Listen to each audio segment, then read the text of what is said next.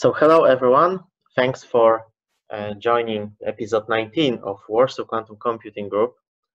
Today our speaker is Dawid Kopczyk, and he will tell us about financial option pricing using quantum computing.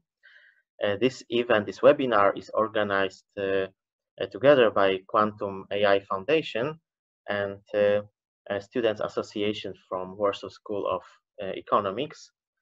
I know that there will be some certificates issued after the webinar for people who are interested. So after Dawid's lecture, we'll send a link to fill in the form if someone wants to receive such a certificate. One more announcement. This webinar is recorded, but you can also ask your questions. Dawid will answer the questions at the end after the lecture, but you can post your questions earlier on the chat, and after the talk I will just read all or at least some of the questions, and Dawid will try to answer them. And after the webinar, we'll also send you a link to a survey and a link to slides prepared by Dawid. All right, so Dawid, the Zoom is yours, and I think you can start. I'm stopped sharing my screen now.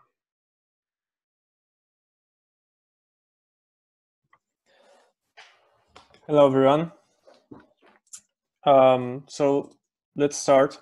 I hope you all see my screen. Yes, today's Oh, thank you. Thank you, Pavel. Today's lecture is about the option financial with quantum computing. So the new kind of algorithm that can be run on quantum computers that will provide some speed up. And I just want to show you today how this quantum computing can be used in financial world, especially in Monte-Carlo simulations used for options pricing. So the outline of today's meeting is that firstly I will explain from the very basics the financial mathematics of option pricing. We'll cover some definitions and see how the Black-Scholes models work. Then we'll see what is the motivation to use the Monte-Carlo method instead of the Black-Scholes. And at the end, I will provide some code example in the Jupyter notebook in Python. Then we will move to the quantum algorithm for Monte-Carlo. I will give you the brief overview, what is going on there, and then some deeper analysis, theoretical analysis. And at the end, I will also show you the code example so that you will learn better how this quantum algorithm works. At the end, I provide some outlook and challenges and extensions of this quantum algorithm. So what is the motivation of the stock? The US stock, only the US stock and bond market is capitalized at more than $70 trillion. That's a lot. And any optimization or speed up in that area can have a very big impact on the success of these financial institutions, involving reduction of the cost and also basically be more speculative and earn more money. So this is quite important, and people invest in that area, invest in algorithms, and try to also basically experiment with quantum algorithms in that area, so that any speed up here is quite important.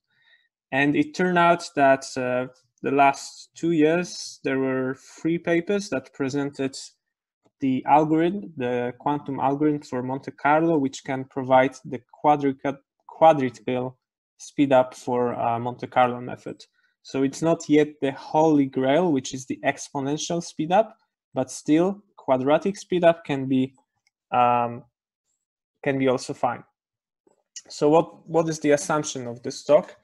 I assume that there are some people who are participating in the last Warsaw Quantum Computing Group meetups, and they know a little bit about quantum computing, but they don't know nothing about the option pricing or Monte-Carlo. So the assumption here is that you have no knowledge about Monte-Carlo and financial engineering, and I will introduce you to this word.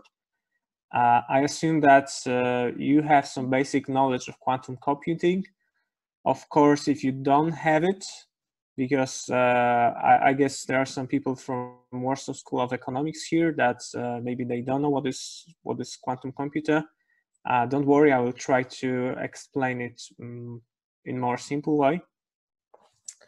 And the another assumption here is that you know a little bit of Python, but since I will show you the Jupyter notebook, which is also explained with some comments, I guess even if you don't know Python or you know only R or MATLAB, then you will easily read the code also here.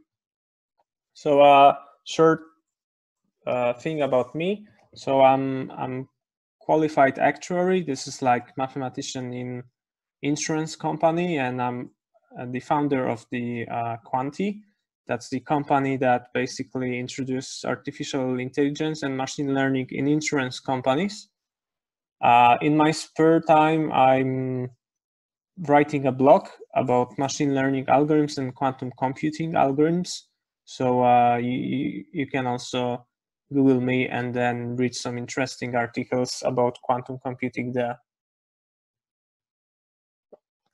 So now let's start the core part. So we'll start with the first area, which is the classical area of option pricing.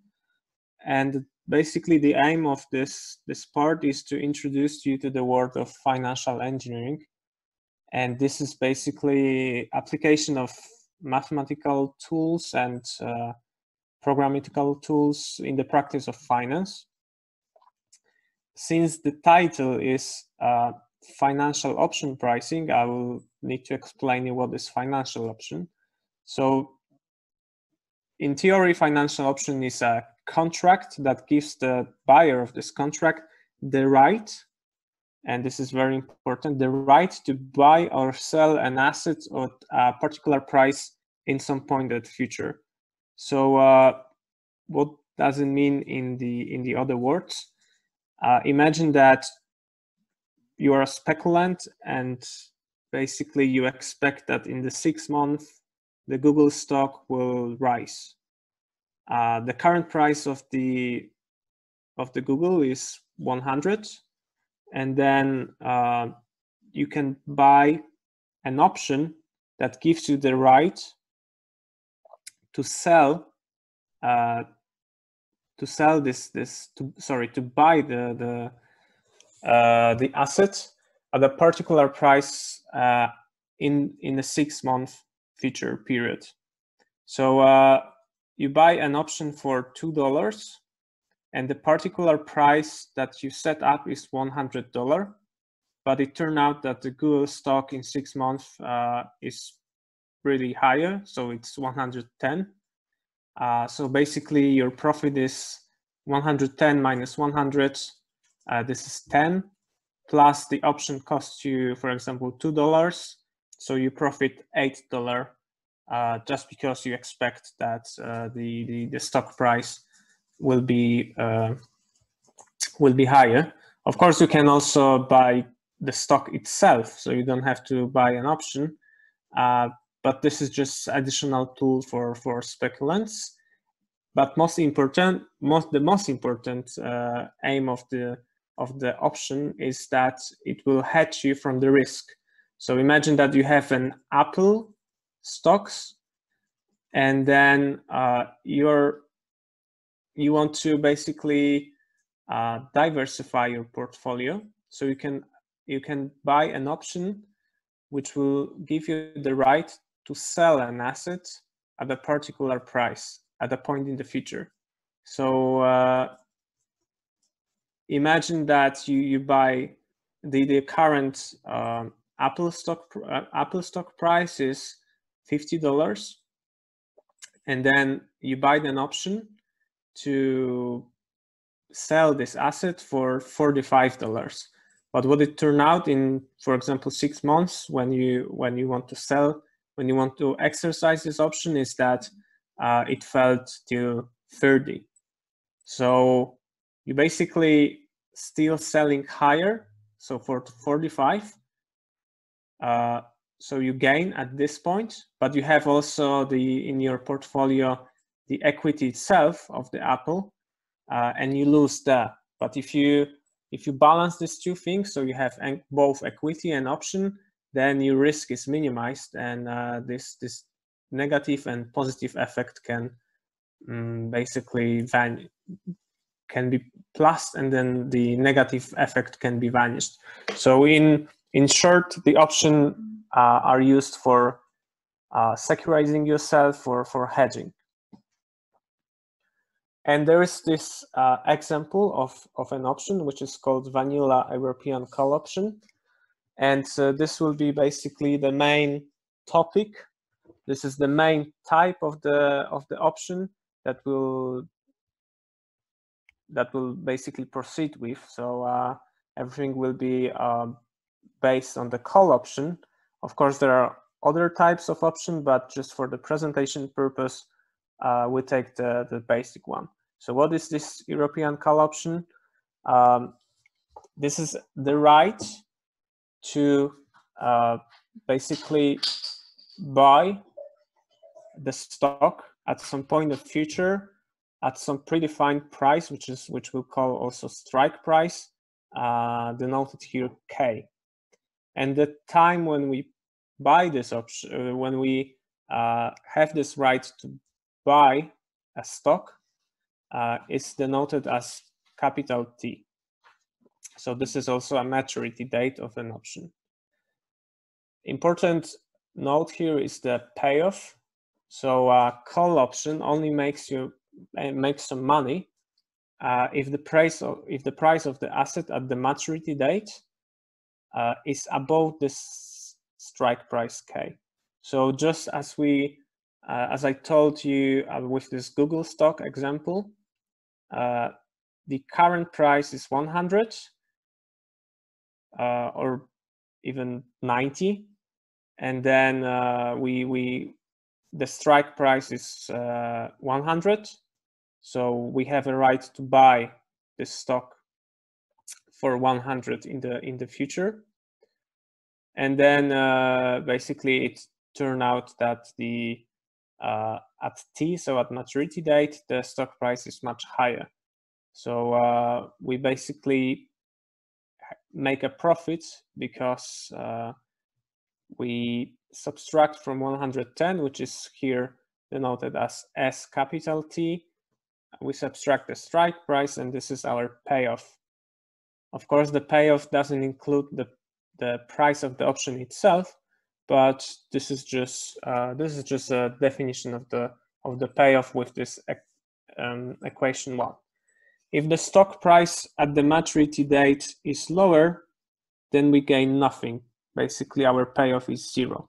So we don't lose anything in terms of the payoff. Of course, we lose because the option costs ourselves, but in terms of the payoff, it's just the profit is 0. So here, because it's at some point at the future, the stock price at the maturity date is a random variable. So it has stochastic nature, and also the payoff, denoted as C capital T, is also a random variable defined with this equation 1. So we can vary the stock price at maturity and see how the payoff behaves. So this is, well, as you suspected, this is kind of nonlinear function, which consists of 2 parts. One is the constant 0. So this is when the strike price, so when the stock price is lower than the strike price. In this graph, it's the strike price is equal to 2.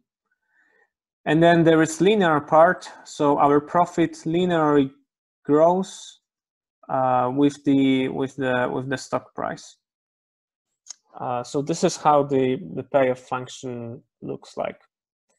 And now there is a question how to properly price an option. So for how much money sell the option to someone at time t equals 0.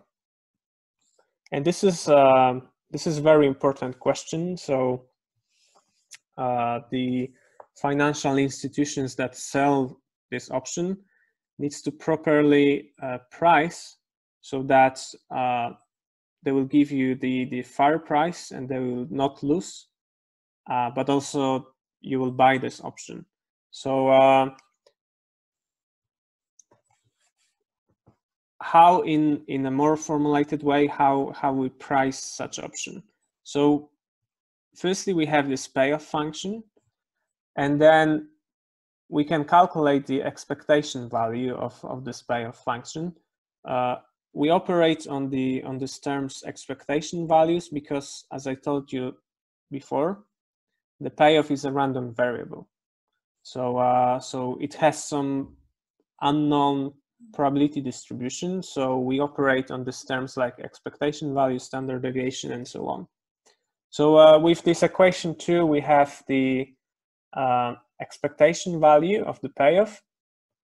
And now the price of the option is just this expectation value of this payoff at time t. So this is maturity date. And we take the present value. So we basically discount it back to the time t. In special case, the small t can be 0. So that we basically need to include the effects that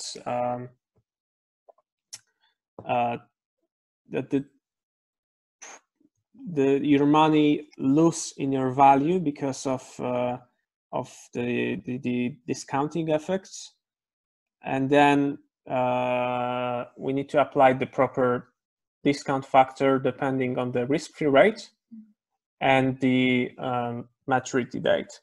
So here in that equation, R is the risk-free rate, and this is something connected to the measure, to the probability measure. In financial engineering, when we price the option, then we assume that everything is discounted with the risk-free rates, and that's how we calculate the market values. So for you, what you need to know is R is some risk-free rate that is used here for discounting. And then this expectation value of C small t is the price at time t, which is lower than the maturity date. As I said, for the special case, when the t equals 0, then this is basically the price that will be traded for the European call option. And what are the possibilities here to get this expectation value? One possibility, very known, is a Black-Scholes model. And then this model gives you the closed form solution, then summarized here at this equation 4. So basically it involves some terms which are normally distributed, and then it of course it must involve the for example, for t equals 0, it must involve the initial price of the stock, also the strike price, and the discounting factor. So it also involves the volatility of the stock. How this normal distribution comes here. So it's all about few assumptions about the Black-Scholes formula. And this assumption is that the stock price follows geometric Brownian motion. And in very short, in this case, what does it mean is that the logarithm of this stock price is normally distributed, which means that the stock price itself is log normally distributed. So basically, we put here an assumption that the stock price follow a particular distribution, and this is really needed to recover this formula, this closed form formula for option pricing. The additional assumptions here is that the volatility term, which is hidden here in this D1 and D2, is constant. The risk-free rate, risk-free interest rate R, small r, is constant, and there are some additional assumptions that, for example, the stock doesn't pay dividend. We can put some of this restriction off, and we'll still have the closed form solution. So, for example, we can there is a Black-Scholes model for the stock that does pay dividends. But some of these assumptions are really, really important, like this stock price following geometric Brownian motion. So, so basically, there is no closed form solution, or it's kind of extremely hard to find one. If the underlying asset, so here the stock price, follows an arbitrary probability distribution, and there's some exotic probability distribution like hyperbolic variance gamma, which in fact are better than the log normal distribution. In reality, in markets, the volatility is non-constant and often behaves randomly. So it can be also random variable. The same with the risk-free interest rate. It's not constant, and it can be also random variable with weird probability distributions. And in some cases, we also cannot find the closed form solution if we deal with more exotic options. So here, what I described is a simple call option. We have also a put option, but anyway, we can say that some of the insurance guarantee products can be expressed as the put option, a very complex one with some additional risk factors. So not only the risk-free interest rates, stock price, or volatility, but also things like inflation or mortality of the guy that buy such an insurance guarantee product. So for those, we don't have the closed form solution. So how to calculate the price of such option if we don't have the closed form solution? And here basically comes the Monte-Carlo method. And I was thinking whether to show you all of this equation, things like that. But for Monte-Carlo method, I think the best thing is that I will show you the code example, and then this will be how we learn the Monte-Carlo method. So I'm switching back to Jupyter Notebook.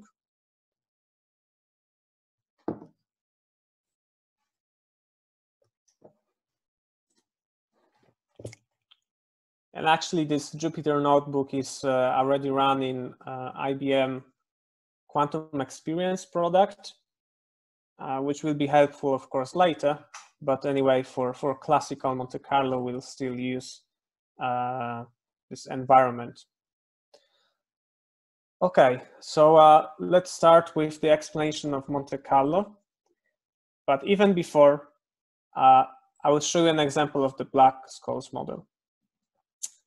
So I will load all of the libraries that are required for this tutorial, like NumPy, Matplotlib, and Seaborn for visualizations. here is the payoff function that you saw before on the presentation.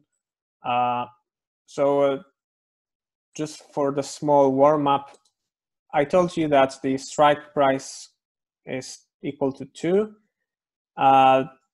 Then we can basically say that the stock price can vary between 0 and 6. So this is an these are arbitrary numbers just to show you how the payoff function works. And then the payoff is numpy maximum 0 s minus k. So this is basically just a repetition of what we got in the presentation. But now I will show you the formula for Black-Scholes, for basically the formula for the European vanilla call option using the Black-Scholes. So here is the function that will calculate this price for us, given some stock price, some strike price, the maturity date, the discounting factor, and the volatility, which is here sigma.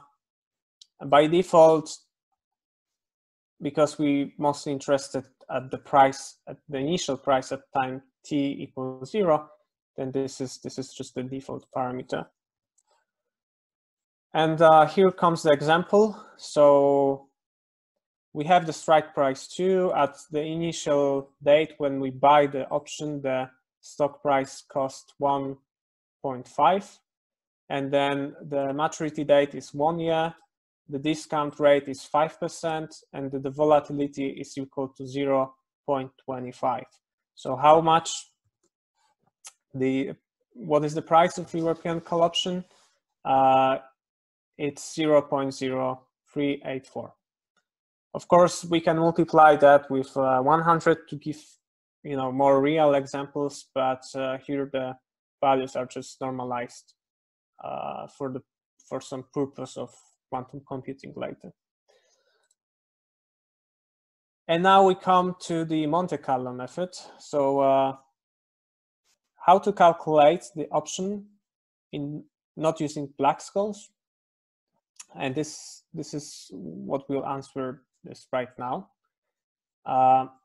We will basically start with the same probability distribution of the stock price as in the Black-Scholes model.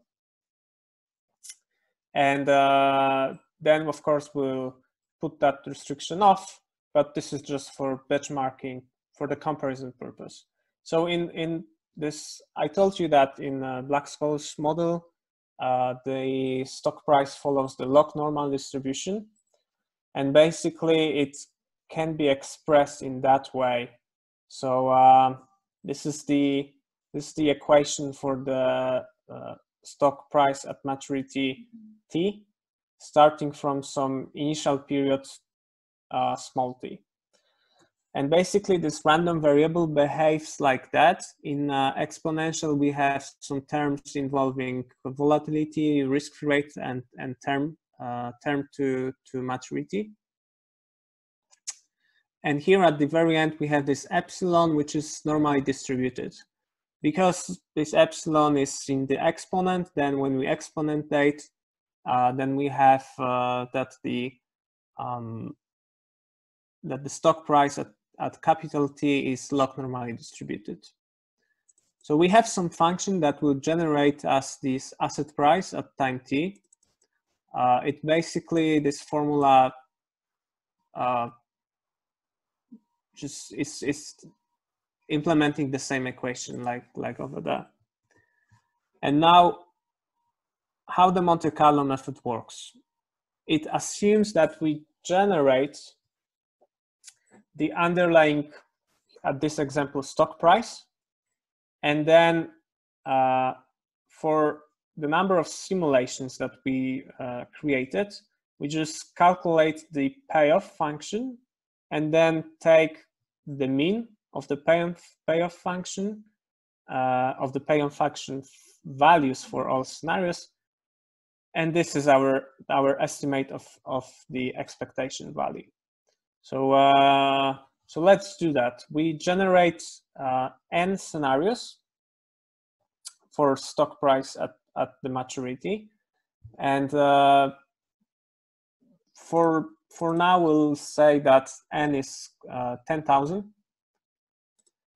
We collect these scenarios, and then we'll produce the distribution plot and see how it looks like. So we see that this is actually how the log normal distribution looks like. So we have some peak at 1.5,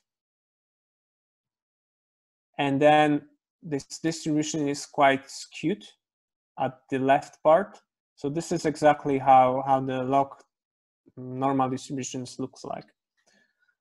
And then we basically plug these scenarios to the payoff function. So we do that with this formula. Of course, we don't forget about the discount factor, which is in front of the expectation value of the payoff. We do that for 10,000 scenarios. So of course here this formula is vectorized, but what is behind the scenes is that for each scenario we'll apply the payoff function, and then we collect this results in the scenario C list. This is just a preview of 10 first simulations. So we see that basically for all simulation the option price is 0. Let's generate the scenarios again with the different random seed. Okay, here for one of the generated scenario of the stock price, we actually have some option price, and then if we take the mean of all of these values, then we have the nice estimate of the expectation value. Of course, the more scenarios here we take, the more accurate we are at the estimate. So here is just the distribution of this option prices.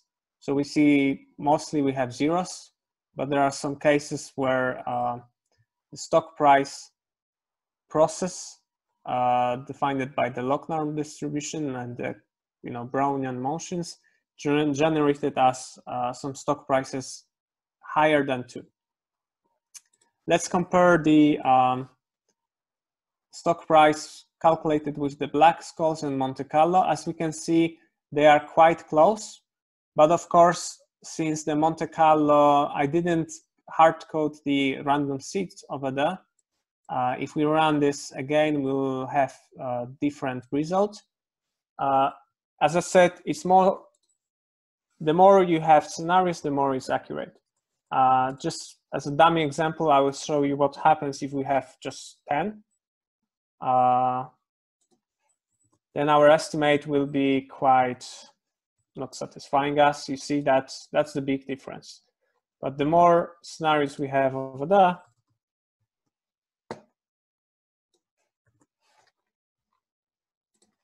then the more closer we are to the Black-Scholes. So what are the advantages of the Monte-Carlo method? Because right now we just do exactly the same what in Black-Scholes, but it takes longer, and the result is quite not equal in most cases. So the benefit here is that here we can basically put this restriction off of the log normally distributed stock price. It can be any distribution you want. Moreover, you can have any distribution of the stock price. You can have any distribution of the risk-free rate. You can have any distribution of even of the volatility. You just generate this this probability distribution. Possibly they are correlated, because in reality the stock prices are really highly correlated with the risk-free interest rates. You plug all of these simulations to the payoff function, and then you get the estimate of the expectation value of the payoff. So we cannot do that with the closed form solution. But what is the headache here? Let's come back to the presentation. So there is a problem with this Monte-Carlo method. I mean, it's good enough, but for more realistic examples, when you have either really complex options, or you have many risk factors like interest rate volatility, stock price volatility, maybe inflation, all of this is correlated. You will need a lot of scenarios to calculate properly the price of this option. And for some really weird products, for some really weird options, to have the really satisfying result, the really satisfying price, you will have to do like 10 millions of simulations. Now imagine that, for example, one simulation can last 10 seconds. Then when you multiply 10 million with 10 seconds, it's quite a lot. I mean, we can use parallel computing, the power of cloud computing, but on the other hand, it costs you some money.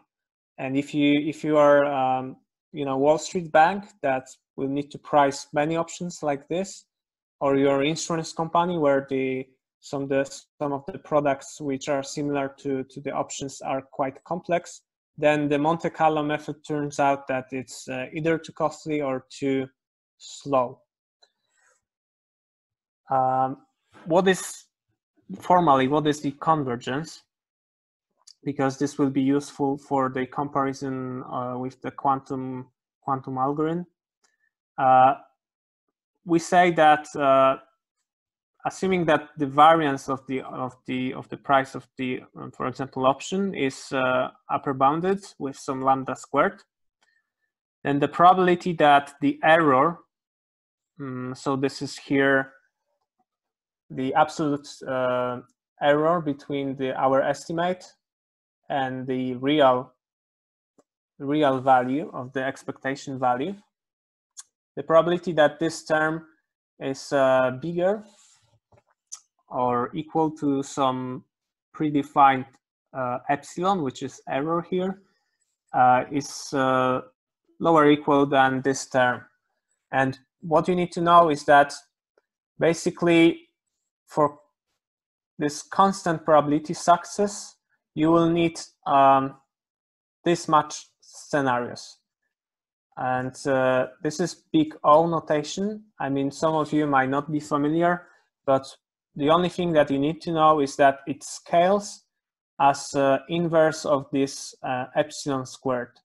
So this is quite bad because, well, if you have here the normal epsilon, not squared, so then you will need many less scenarios than in this scenario that you have this epsilon squared over there, because you just need quadratically more and more scenarios to reach the same error.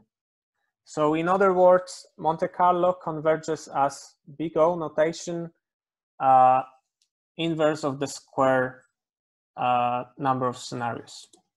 So the goal here for the quantum algorithm is that using some quantum algorithm, which is called quantum phase estimation, we'll estimate this expectation value, so the expectation value of the discounted payoff, which is the price of the option, in such a way that it converges as big O notation 1 divided by n. So comparing with this, for big n's, this is quadratic speedup.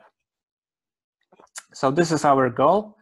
And now I will present you the quantum algorithm for doing that.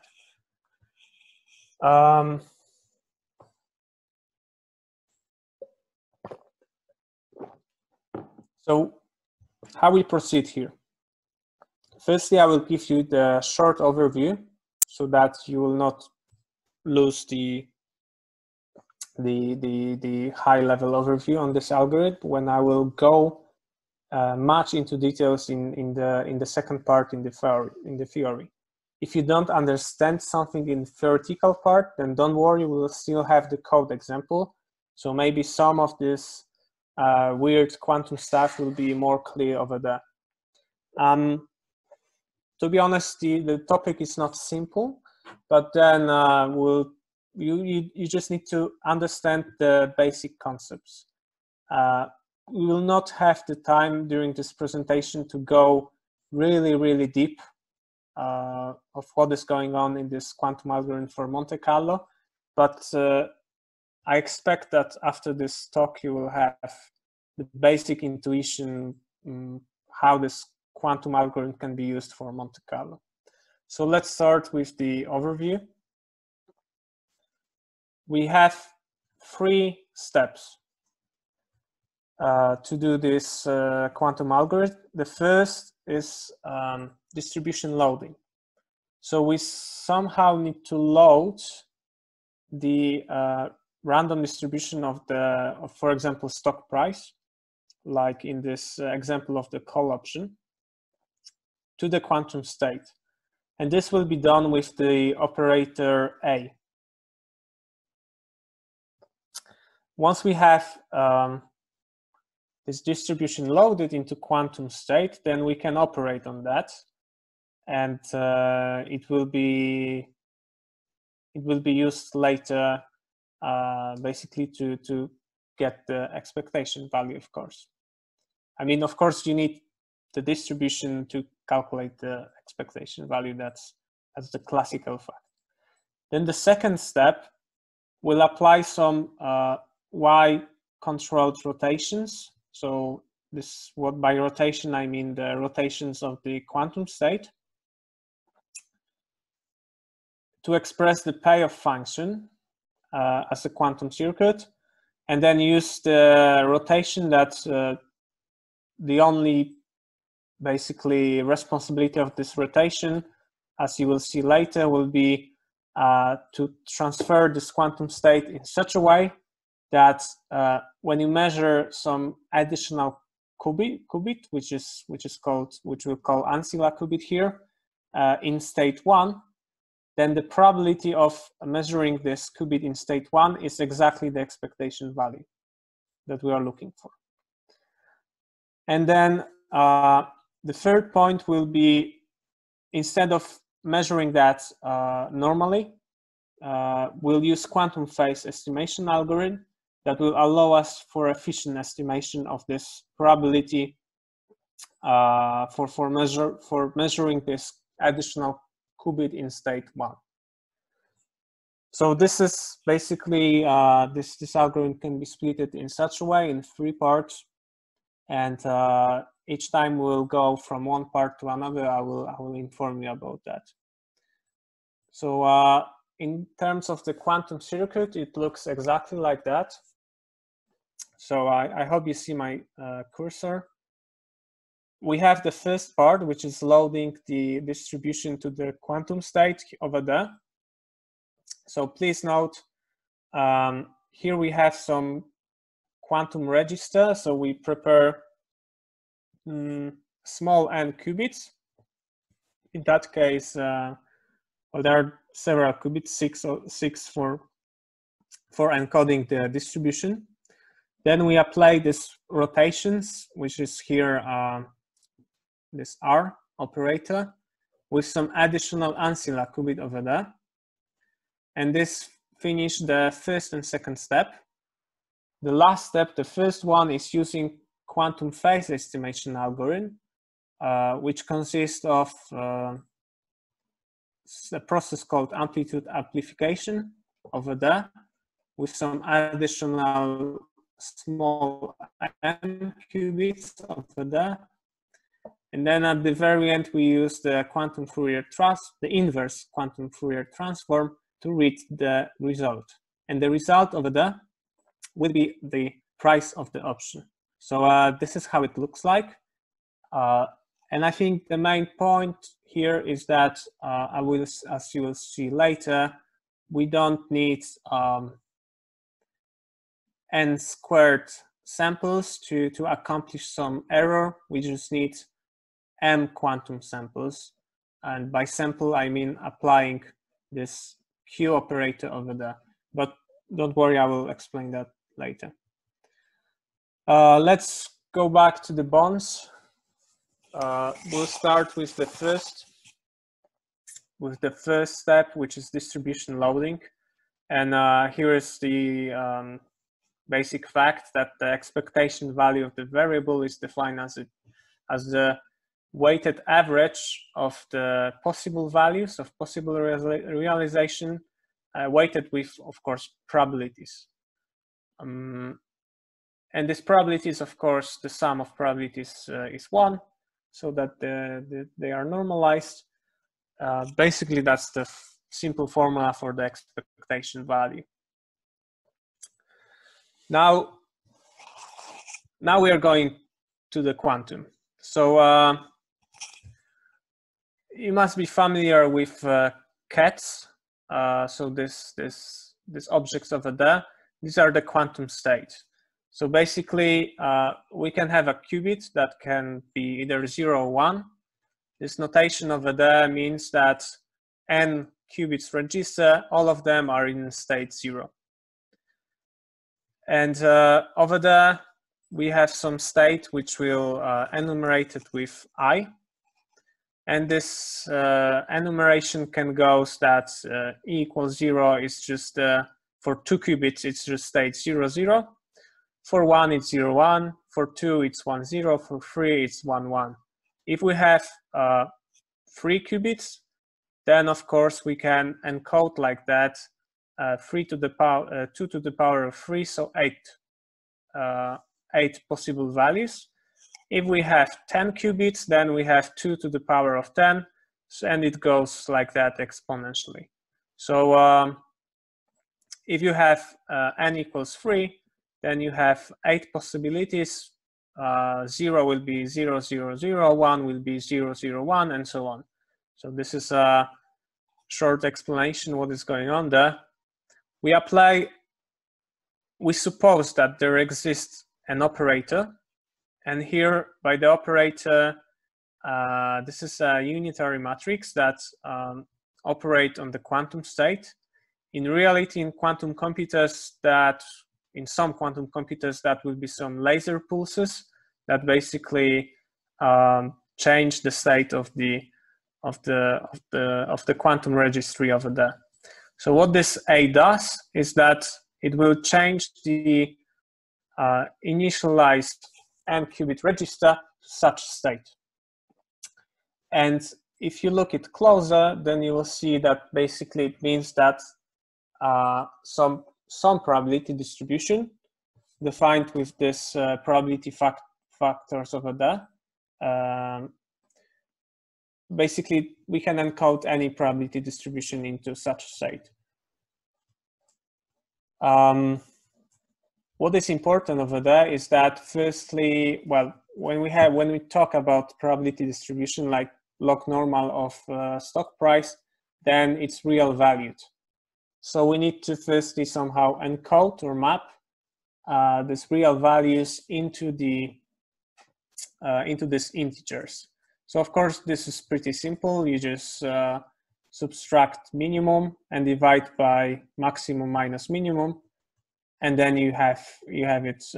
You take the integer of that, and you have basically the correct mapping, or you just can provide some map for that.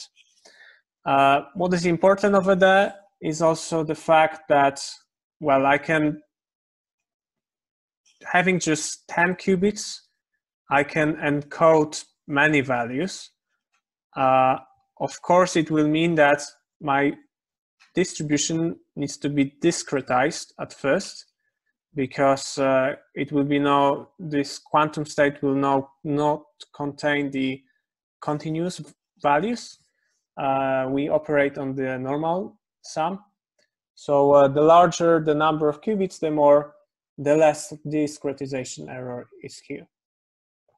But the main point over there is that suppose that this operator big A exists, and it can just transform the initial qubit register to something like that will represent our random probability distribution. By the way, just quick note about measurement, because this state, this is just, you know, a state on the paper. We don't see it, we cannot, well, we can observe it, but not in the way that you might thought it first.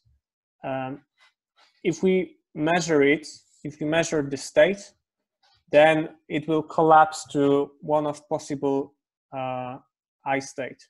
So it can, you can observe from here either 0 or 1 or 2 or 3, of course, depending how many states like that you have. But if you measure this state at this point, you will observe only one possibility.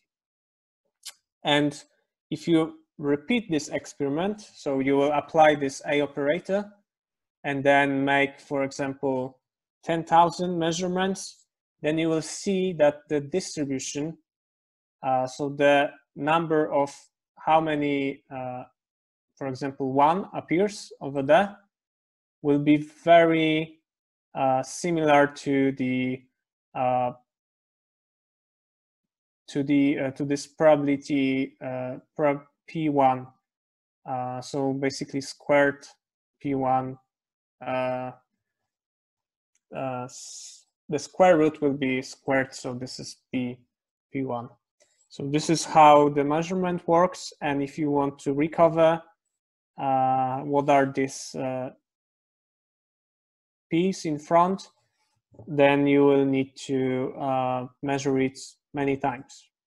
Of course, here we do the other way. So we basically encode these probabilities into a quantum state, and we already know what kind of probabilities it is. Now, once we encode the random distribution, then we need to somehow link that distribution and find the value of interest. So this is expectation value for us. And here we come to the second step. And let's say we have an arbitrary function that goes from big N, which equals 2 to the small n values. It will output us either value 0 or 1. And this can be, for example, a normalized payoff function. And there exists a rotation of the additional qubit. Here we call it ancilla qubit. Ancilla means additional. This rotation, when we act on this state, so basically this I is I from the previous one. If we act on this state, basically this R acts on the additional qubit, which is here 0, but it acts in a such way that this ancilla qubit will become will basically transfer to this state, and this R somehow encodes our function so that the function values will be in front, will be coefficient in front. These coefficients are called probability amplitudes. So basically, now the probability of finding the ancilla qubit as 1 is a square of the square root of fi. So this is basically fi. That's good enough. And what will happen if we mix this big R with big A on the registry with n+1 initialized qubits? Then basically what happened is that firstly we apply this one, so we have this quantum state, and then we apply R on this state plus additional ancilla qubit, and we will become this one. So later we will call this chi state. But what is important here is that now if you take this state and measure if the last qubit, the ancilla qubit, is in state 1, then what you will have is that you take the probability, you take the coefficients in front of this state 1, and you take the norm square of it. So what are the coefficients? This is square root of probability for I, and the square root of function value for I. So when we take this and sum it properly, then this is our this is basically the expectation value of some function f, and this is the main point here. So if we manage to firstly encode the log normal distribution with this operator A, and then we manage to build such a rotation, such an operator that will involve our payoff function, normalized of course, because this sends the values to 0 and 1.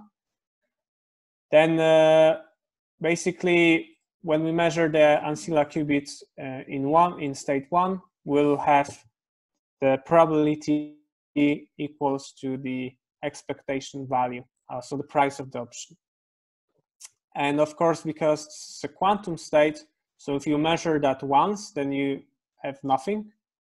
If you measure then that 10,000 times or 1 million times, then you basically have some probability, and this probability is exactly the expectation value. But this is not enough. You know, we can get this success probability, as I told you, by repeating this procedure from scratch. So prepare the initial registry with 0 qubits, apply A, apply R, measure it, and then again, and do it 10,000, 1 million times, whatever. It will recover you the expectation value, but the number of the repetition that you will have to do is scale as exactly as Monte-Carlo method. So we have this error squared dependence here, which is exactly the same dependence as for Monte-Carlo, so we gain nothing. So what we have to do is that having this state, chi, and having this coefficients in front of the ancilla qubits, we want to estimate this probability in some wise way. And it turns out that the wise way exists, and it's called quantum phase estimation algorithm. And in theory, it will improve this dependence, this error dependence from epsilon squared to epsilon. So this is quadratic speedup, as I promised you before. And now we are moving to the third point of the algorithm. So this is quantum phase estimation. And this is, I would say, split it into two parts. So we can apply the quantum phase estimation algorithm, but before we do that, then we need to do a small trick. And the trick applies that quantum phase estimation for given unitary operator. Operator here, we can just look on the operators like on the matrices. So for given unitary G, it finds its eigenvalues. So this is how the quantum phase estimation works. And now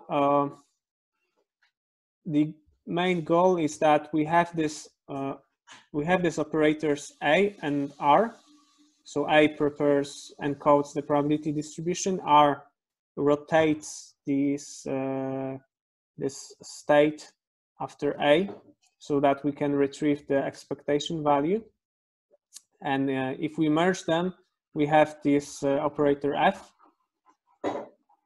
Here, this multiplication is just a tensor product.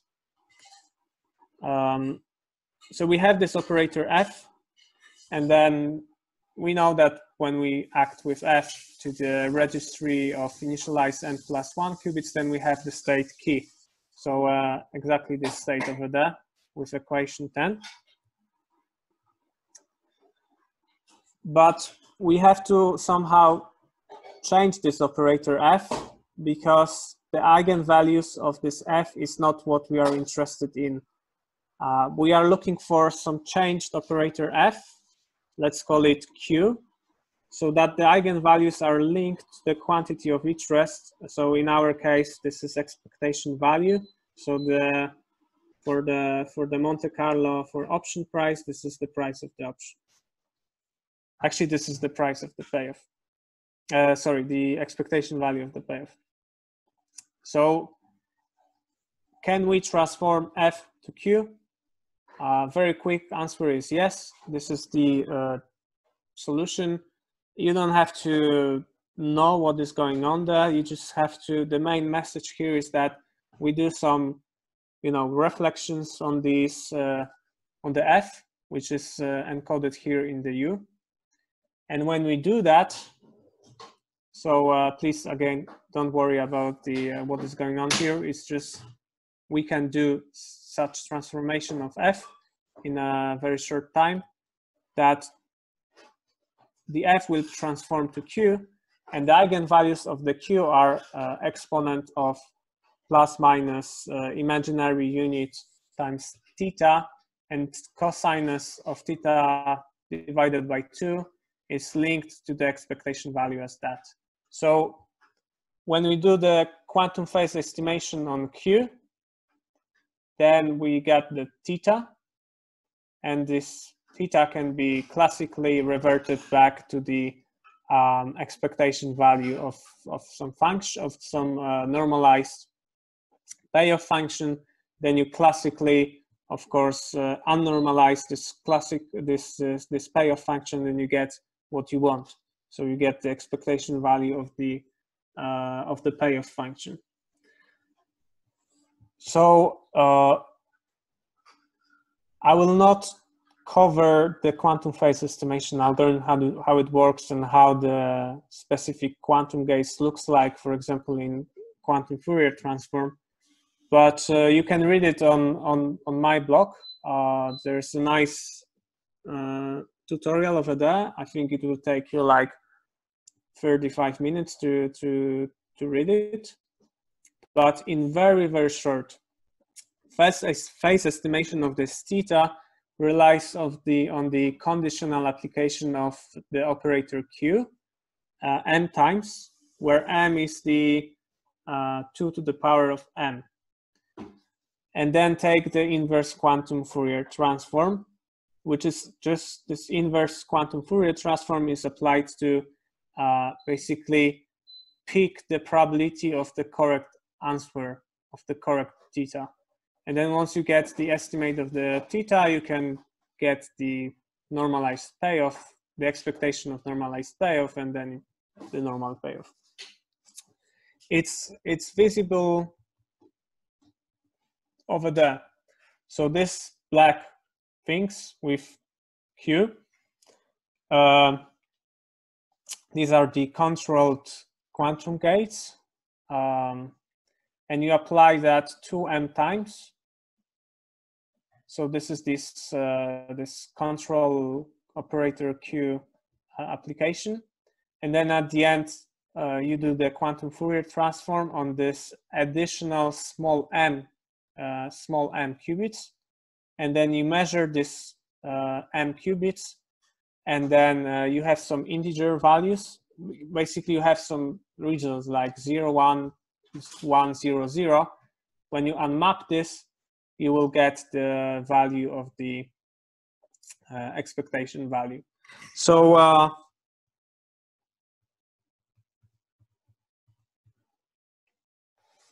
so coming back to the phase estimation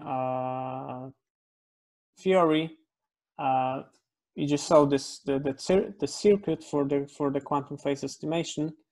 I think the also the one additional thing to add is that this m, which is 2 to the power of n applications of the conditional Q. This is called quantum samples. So it's similar to the Monte-Carlo scenarios.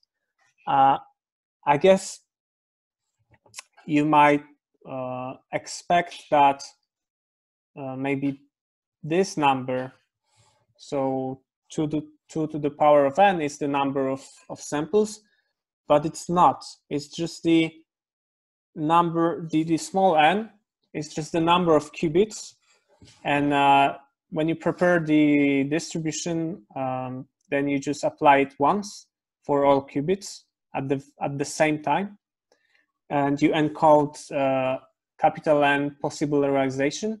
So this is not the sample here.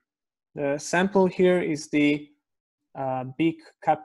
capital N, and this is just the number of applications for this quantum, for this Q operator, and we call it quantum samples. So the higher number of quantum samples, the higher the approximate value. So this is the counterpart of capital N in the classical Monte-Carlo simulation. Now, what is the speed up? So to achieve some as for the classical Monte-Carlo, some error, norm error, absolute error greater equal than some epsilon with some probability, it's sufficient to take the M scenarios where M scales as the inverse of epsilon. And this is exactly the quadratic speedup here. So just to give you the intuition, let's say that basically that means that the algorithm scales as 1 divided by capital N. An example here is that if classical Monte-Carlo reaches 0.0001 error in 1 million samples, then the quantum algorithm will reach the same level of accuracy in just square root of 1 million. So this is 1,000 quantum samples. And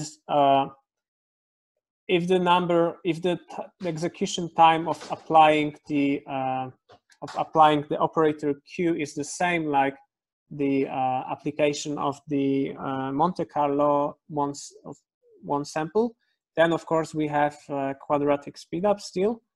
But even if, let's say, applying the operator Q in quantum Monte-Carlo lasts for 10 milliseconds, and then the classical Monte-Carlo do one sample in 1 millisecond, then we still have the speed up for large n's, because it's just a factor 10, a constant. If nothing grows quadratically or exponentially here, then we are safe and we have this quadratic speed up. So I just want to underline the fact that, of course, application of one quantum sample can last longer than one Monte-Carlo sample, but if it's just a constant, it's linear, then basically you still have quadratic speedup, because the biggest number here that the execution time depends on is the number of samples in Monte-Carlo classical and the number of quantum samples in quantum Monte-Carlo. So this is the main message over there. All of the other factors, if they don't scale exponentially, then they don't have this impact on the execution time. And in the paper here, which is they introduced this quantum Monte-Carlo method, they do an experiment to see if this is the true. The experiment was not on the quantum computer, it was on the simulation of the quantum computer. And basically you can see that this orange line over there, this is the error for classical Monte-Carlo, and this blue line over there is the error from the quantum Monte-Carlo. So we just consider the number of Monte-Carlo samples needed to reach some particular error. Of course, on the classical computer, the simulation of quantum algorithm is very, very long. So it's it's just for the theoretical. It's just for the writing papers and the experiments for the papers. It's not for what you can really use and then gain the speed up right away. The real speed up is on the quantum computer. So let's underline that. But you can still analyze the fact that to reach the error, for example, 10 to the power of -3, you need, 10 to the power of 4 quantum Monte Carlo steps, and classically you need like 10 to the power of 6. So so basically they see if this coefficient for the dependence to the epsilon, is it -1 or is it -0.5? Is it if this orange one is -0.5, the red one, so this is like the fitted curve over there, is -0.98. So this is close to -1. So this is exactly why we have the quadratic speed up over there. So this is a nice example, nice experiment. Still, it was used on the classical computer. So this was simulation of quantum computer. In theory, if we have ideal quantum computer, then we'll get this speed up. So now we'll cover again the same topics, but in the code example. So I will switch to the notebook.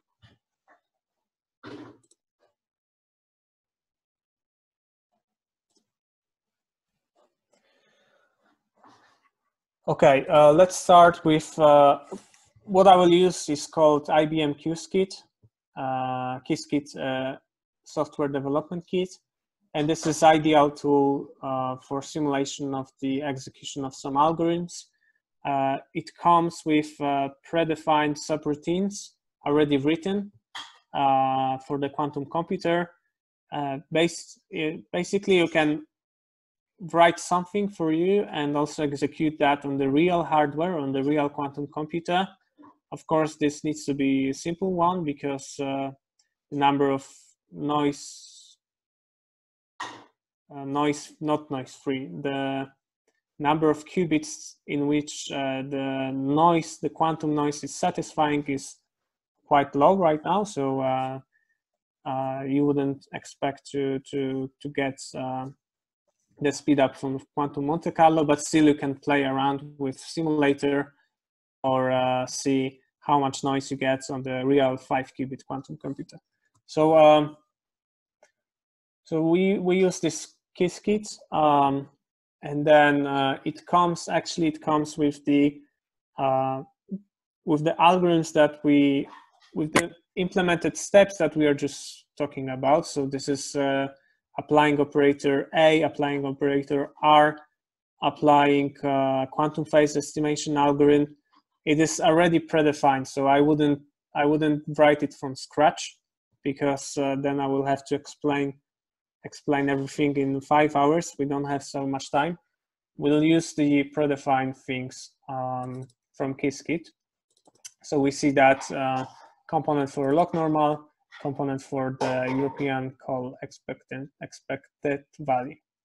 So the first, as you remember, the first step was to get the log normal distribution to the quantum state.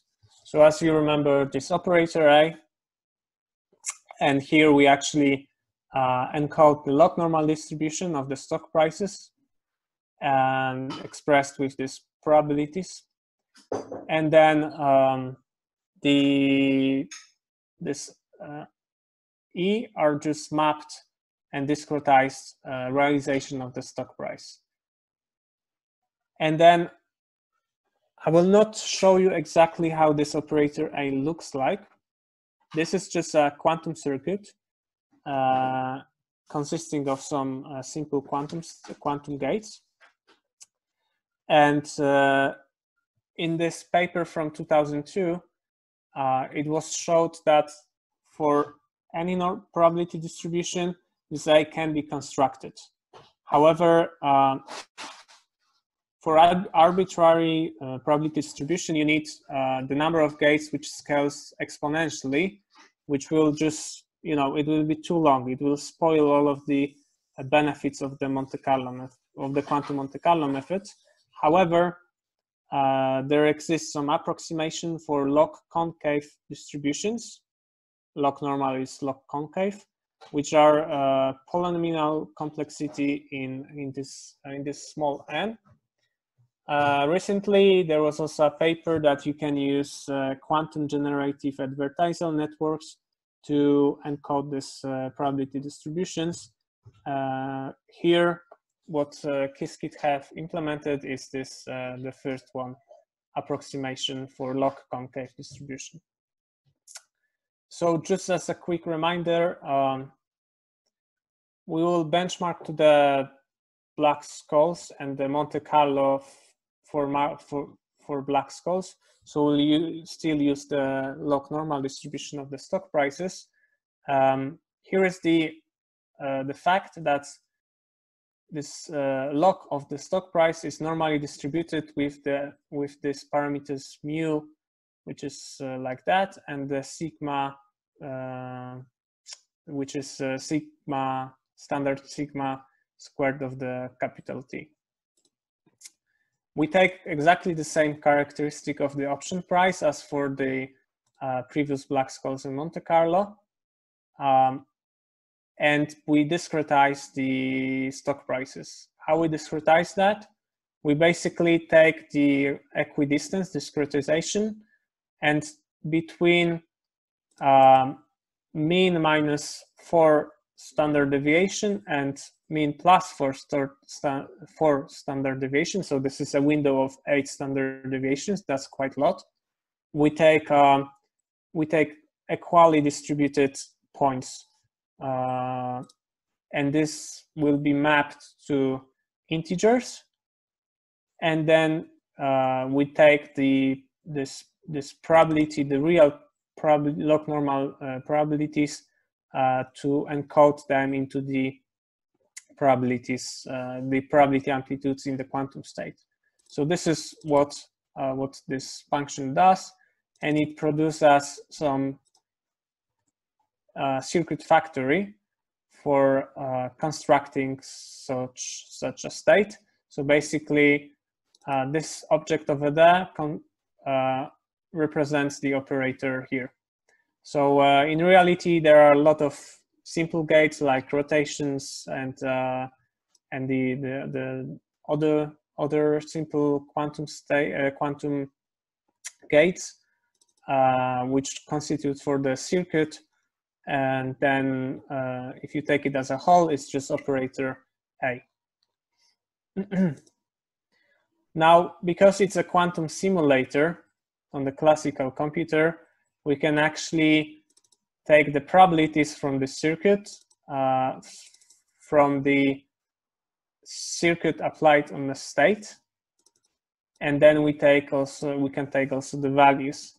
So we have we considered 16 stock prices equally distanced in range 0 something, because this is rounded value, till 3.17. So this is our 8 standard deviation window.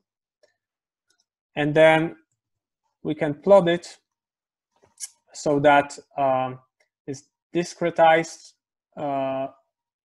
distribution, it is peaked around 1.5, and we see that this is log normal distribution, and it's really similar to what we have here when we have 10,000 simulation.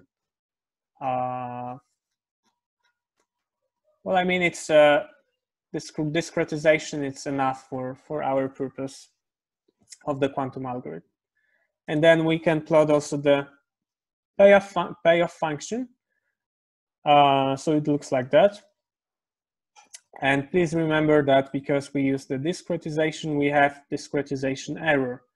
So when we calculate the expected option, the option price, which is the expected value of the discounted payoff, then we don't have exactly the same value as for the Black-Scholes model, but it's quite comparable. And because we have this discretization error, we'll be comparing to this point. Because we took the probabilities over there, and this is quantum simulated, you know, it's not what happened on the real quantum computer. You cannot just get from the state the probabilities like that. You will have to either do the measurements many times to recover these probabilities. You just operate on the quantum states which measured, they will collapse to some state. So this is just for the presentation purpose that we took this probability straight away, and it's only possible on the simulator. And thanks to that, we can see the distribution of our encoded encoded random distribution into this quantum state. Normally, to build such a thing on a quantum computer, we will have to repeat the building of this quantum state like 1 million times, and then maybe you will get exactly the same thing. Okay, so we have this circuit A, which represents the operator A, and now we are ready to move to another step, which is finding the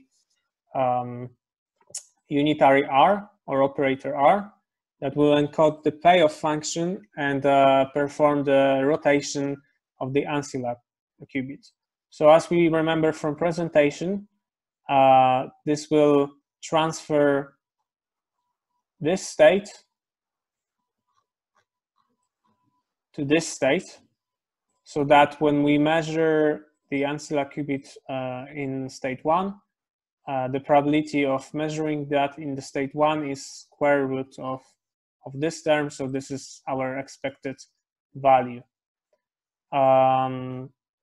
Of course, normalized payoff function. And the normalization of the payoff function is like that.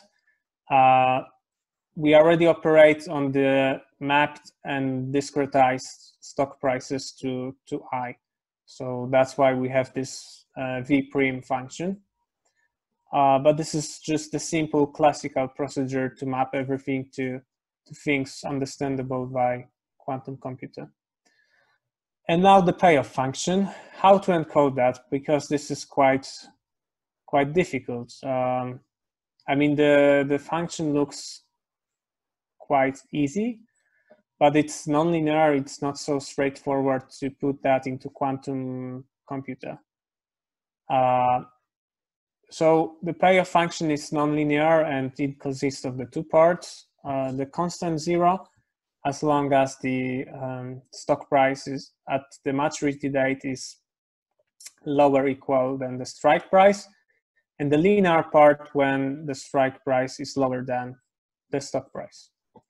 So such a function, which is max s minus k 0, this can be encoded to the quantum circuit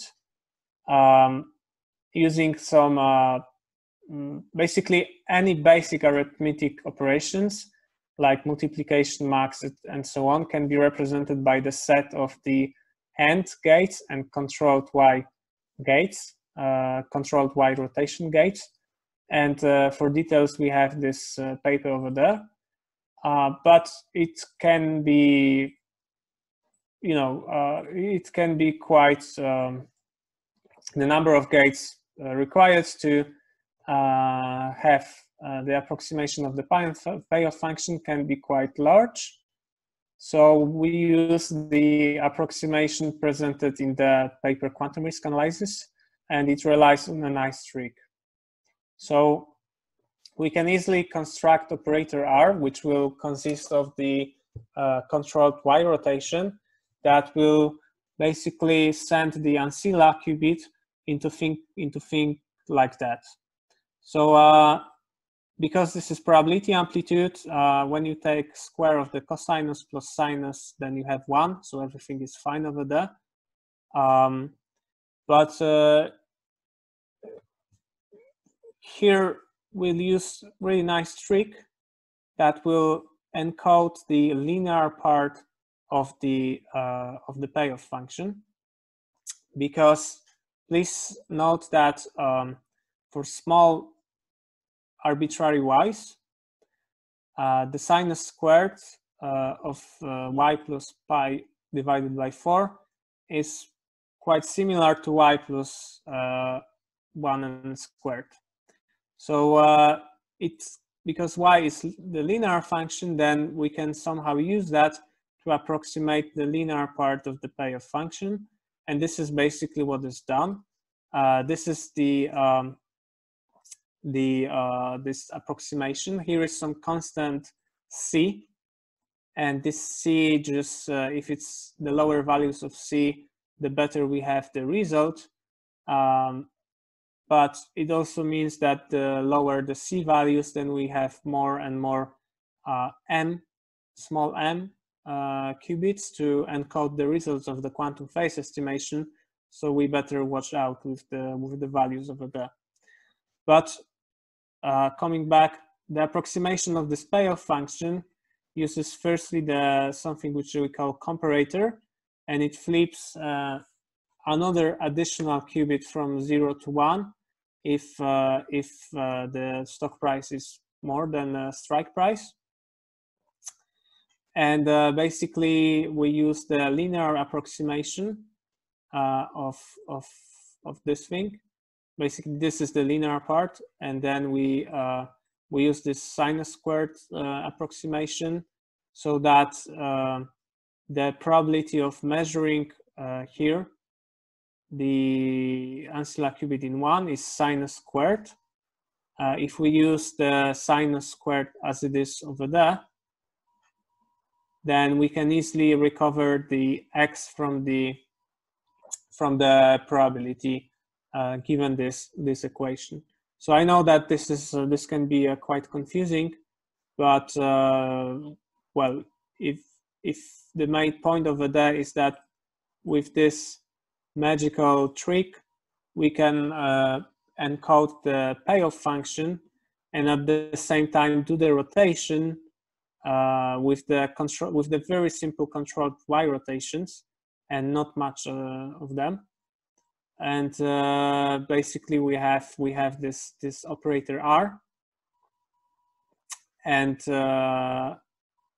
then basically we are done with the second step. So encoding the payoff function and rotating the ancilla qubit in such a way that the probability of measuring the ancilla qubit will be the expectation value. So this is what is exactly done over there. There's then we have this third step of quantum phase estimation algorithm, and remember that it requires that this operator F, which consists of A and R, is somehow transferred to Q. This is also done in this function European call expected value. We assume that the approximation is 0.26. It's not so low, like 0.01, but this was just chosen so that we can use quite low value of m in the phase estimation algorithm, because the lower C approximation, the more value of m you have to use. So now what we have here is that we have capital A operator, capital R, and transferring to Q. So the only thing what left is to use quantum phase estimation and recover the normalized expectation of payoff function from the eigenvalue of the Q. So the Q is the input to the quantum phase estimation. We assume that we apply we encoding the final result into 4 additional qubits, and 2 to the power of 4, so 16. This is the quantum samples we use in that thing. And at the end, what we got is the ready circuit to do the whole thing. So what we did in the last steps is just to construct the whole quantum circuit, the whole algorithm, and then we need to run it. And we run it on the simulator without any quantum noise. So still, this number of M's and R's are quite small, but since it's not a quantum computer, so things doesn't happen in nanoseconds, we use simulation of multiplication of matrices and so on from quantum theory. It will take a while. In the meantime, I can tell you that you can also use different simulator that can it can model the real quantum noise. So you will have noisy results over there also. So this is just for people interested.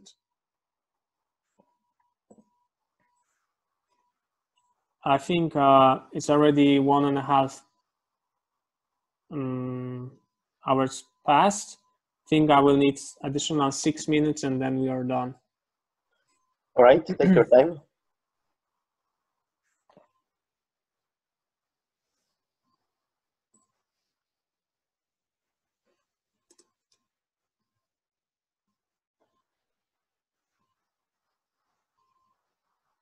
Okay, we have the results, and we have strange items over there. What is the most important is these are the mapped values. So these are the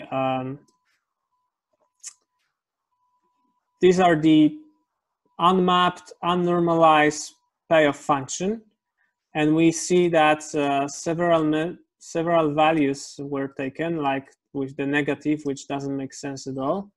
But each of these results, it has some probability, and this probability is encoded here. So we see that the highest probability, like 99%, will get us this value. This is this expected payoff. So when we scale it with the discount factor and then compare with the real payoff, but for the discretized uncertainty model, then we have we estimated this option price quite in a point, and then numerically, when we discount this estimation, then we see that the option is according to uncertainty model. So with discretization error already is that. And for the quantum phase estimation, with the very high probability on the quantum computer, we will have this value. Of course, it might happen that with low probability, we will not have this value, but some weird negative value like this one. So we will need to repeat the quantum phase estimation, basically the whole algorithm again, but still the number of this repetition could be like 3, 5, it doesn't matter in comparison to the quantum samples at all. It's not such, it's negligible number. So I think this is real point also over there for the quantum computers. Then we run the whole algorithm and the quantum phase at the end, and we got some number with not with 100 probability like on the classical computer, but with probability that is lower than 1. So this is a true nature of the quantum computers. And remember that this was run on the simulation of the ideal quantum computer. For the real quantum computer, you will have some noise coming from the fact that quantum computers are not ideal right now. And but in summary, what we here done in this notebook is the simulation on the classical computer of quantum algorithm for Monte-Carlo, and we showed that we got very similar results. What does it mean? Well, it means that as theoretically proven, we need much less iterations of the algorithm to get the same to reach the same error for Monte-Carlo. So having the ideal computer will allow us to basically reach this quadratic speedup. But there are some challenges, and firstly, I will tell about extensions, and then I will move to challenges. In theory, quantum algorithm for Monte-Carlo can be used not only for the option pricing, but also for bonds or other derivatives like swaps. Actually, for bonds, it was used in this quantum risk analysis paper, and because the bonds are much simpler than the options, they actually run this amplitude estimation on the real quantum hardware. So this is the circuit for the pricing of the really simple T-bill bond with m equals 3, and basically they have some results of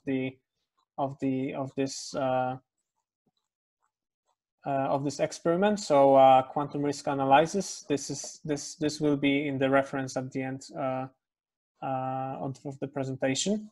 So I invite you to read that. This paper was written by one guy from IBM.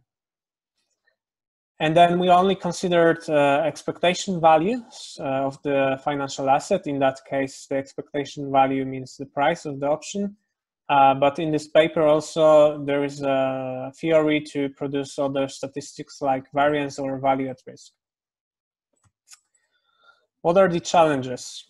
So the reality of today's quantum computer is noise. And if you have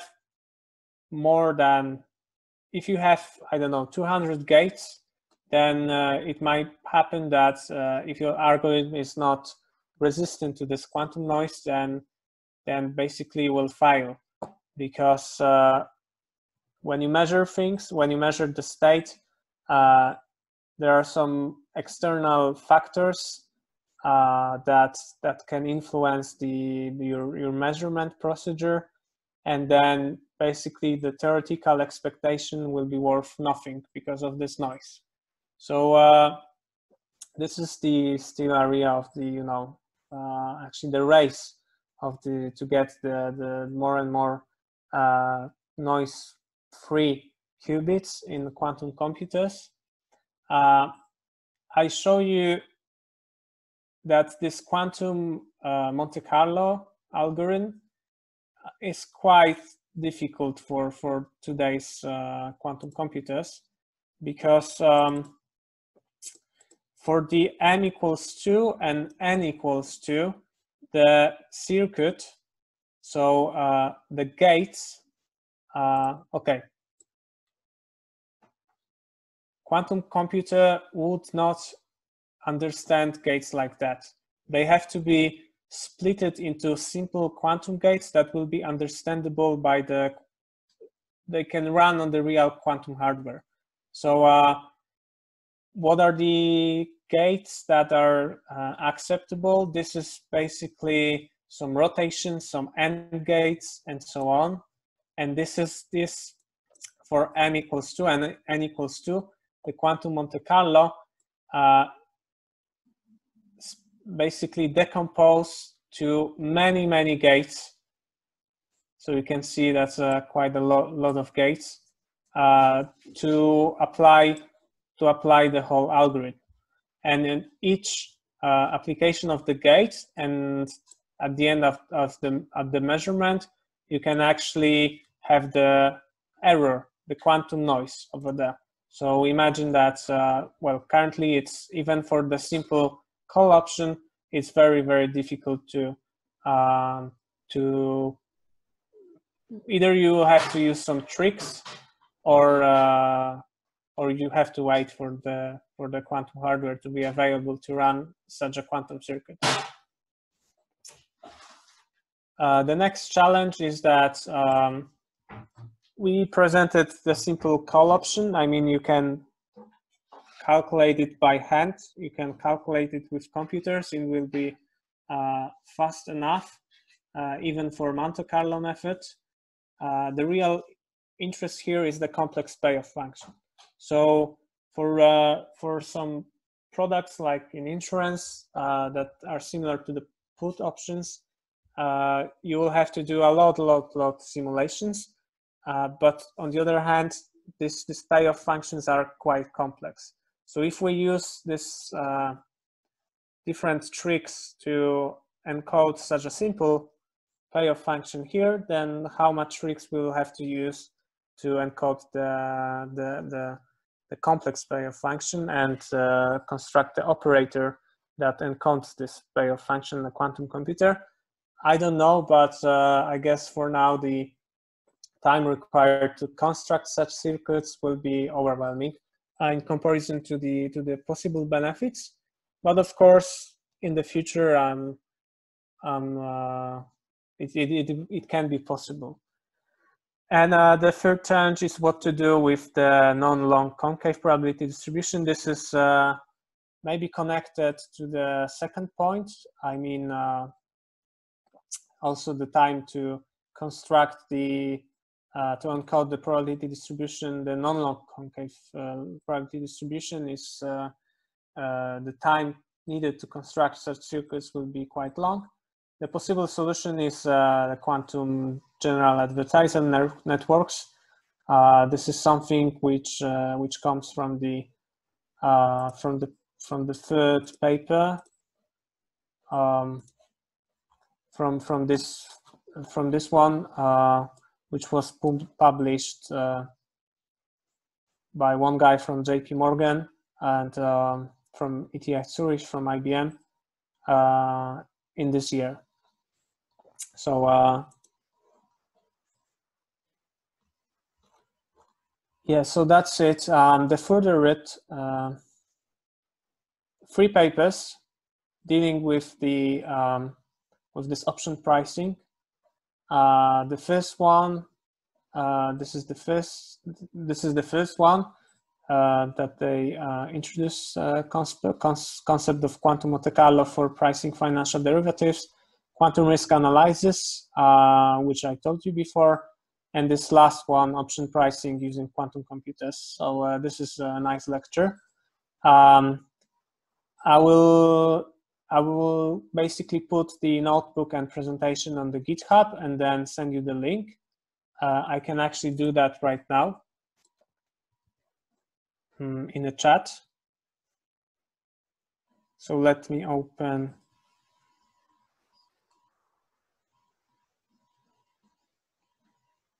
I will pause the share and then open the chat. And in the chat, in the Zoom, you have the link to the materials.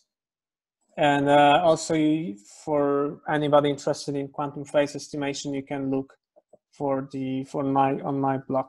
So that's it. Thank you for your attention. I hope I presented, for those that didn't know about the financial engineering, then they have the basics of the option pricing.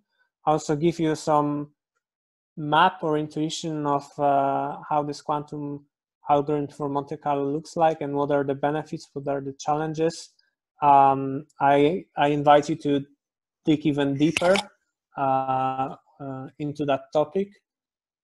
And again, thanks for your attention.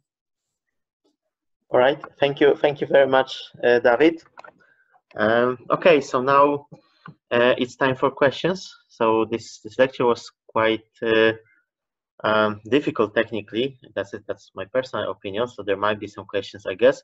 But if some people didn't understand some parts, then just don't worry, because we are recording this meeting and the video will be later available on our YouTube channel, so you can watch it later as well.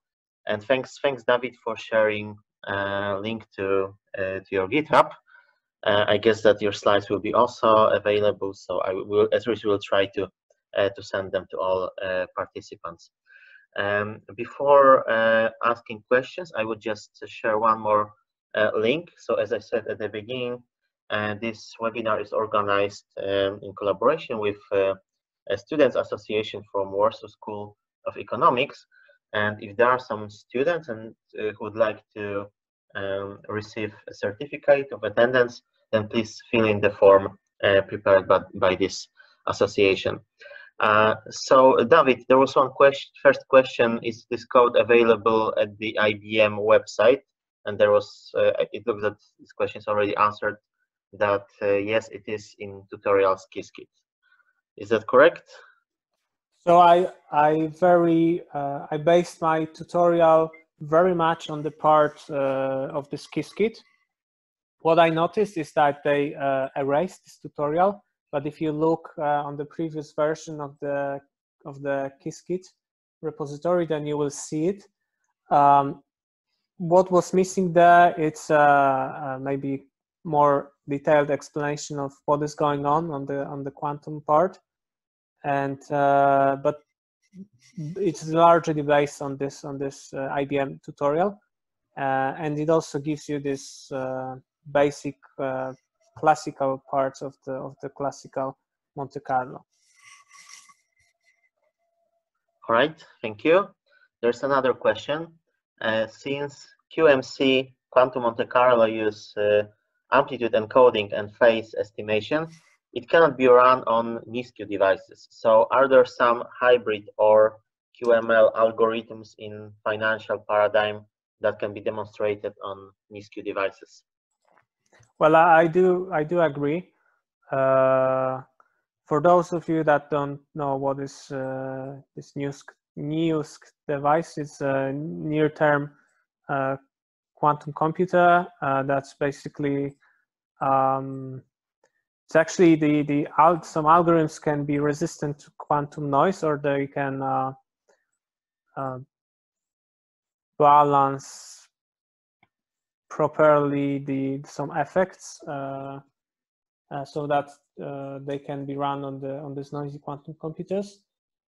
For my knowledge, I don't remember anyone. I was thinking something about connection to QAOA for optimization, and then we can use this optimization in some task in finance. But to be honest, I didn't spend so much time on research on that topic. And of course, I agree, since this is using the quantum phase estimation, so amplitude estimation, it cannot be run on the near term on the noisy quantum computers. So okay. So yes, I will look on the QAOA applications in finance. Yeah, our next meeting will be focused on QAOA, by the way, so I will just announce it later. So I see that there are no more questions on chat, so actually I have some questions as well. So basically you you presented this quantum Monte-Carlo algorithm, which is very nice, but do you know, or do you think that there might be some other quantum approaches to option pricing? So there might be some other advantages beside just quantum Monte-Carlo? I mean, if you don't price it with I read something about quantum Black-Scholes model, but you know, I mean, since Black-Scholes models are quite restricted, then I don't see so much benefit over there. I think the only way other than the Black-Scholes model for option pricing are the Monte-Carlo methods, and this is what is currently available. So okay. So answering to your question, I will look for the this quantum Black-Scholes model. This is something I saw, but of course, this area of the Monte-Carlo is much nicer area to spend the time in my opinion. All right, thanks. Yeah, we know that we cannot just run this algorithm directly on NISQ devices, but let's assume that there is no noise, that at some point we'll just get rid of it. And now the question is, what should be the number of qubits, I mean logical qubits, to achieve supremacy over classical algorithms? Or is there any lower bound?